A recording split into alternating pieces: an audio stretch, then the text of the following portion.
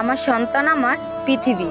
আমার সন্তানকে আমি বকা দেব, শাসন করব, আবার তার জন্য আমার জীবনও দিয়ে দেব।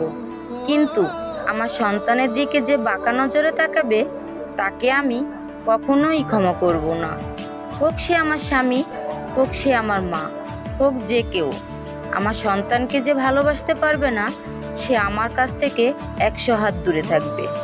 একা মনে প্রশ্ন শুধুই জবাব খুঁজে যায়। তোর ভুলেরই মাসুল তোকেই গুনতে হবে হাই। কেউ দেবে না রে জবাব খুঁজে, ভুলকে যখন নিলি বুঝে থামবি কেন ভুলের ঠিকানায়। ও বন্ধু রে,